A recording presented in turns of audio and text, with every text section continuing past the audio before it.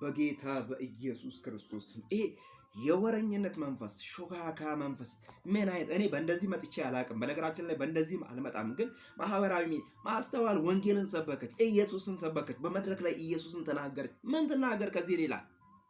ምን አይነት የሾካካነት የወሬነት መጽሐፍ ቅዱስ ኢዮብ ላይ ምንድን የኢዮብ ጓደኞች እነዚህ ወረኞች ይላቸዋል መጽሐፍ ቅዱስ ሲናገር። ዳዊት ጋም ሲሄድ ወረኛው መልእክትን ይዞ መጣ። ወረኛ አቃጣሪ ወሬ። ምክንያቱም አቃጣሪዎች ብዙውን ጊዜ የሰይጣን አገልጋዮች ናቸው። አቃጣሪዎች ብዙውን ጊዜ ለሰይጣን ነው የሚያገለግሉት።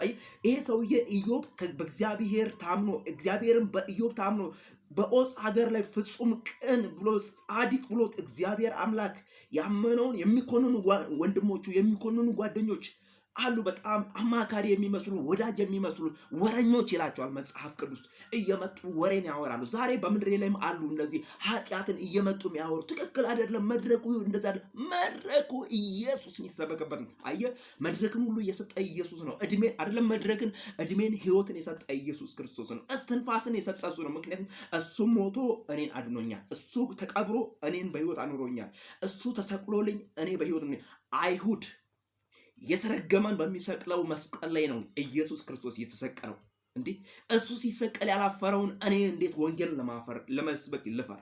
እንዴት ኢየሱስን ለመግለጥ ልፈር? እንዴ ወረኝነትን ለማናገር ሳላፈር፣ ስካርና ድንዛዜን፣ አዚብና ስልችትን፣ ሟርትና ድግምትን ስናገር ሳላፈር እንዴት የእግዚአብሔርን ወንጌል ስናገር አፍራለሁ?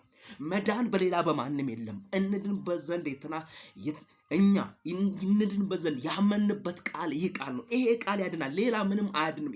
የእግዚአብሔር ወንጌል ብቻ ያድናል። ጌታ ለዘላለም ይባረክ። ምሕረቱን፣ ቸርነቱን፣ በጎነቱን፣ መልካምነቱን በኔና በቤቴ የገለጠው በአባቴ ቤት የገለጠው የልዑል አምላክ የእግዚአብሔር ልጅ ኢየሱስ ክርስቶስ ያድናል። ይሄንን ነው መናገር ያለብን። አንብበው፣ ስታነባው ይገለጥልሃል። ጌታ ለዘላለም ይባረክ በጌታ በኢየሱስ ክርስቶስ።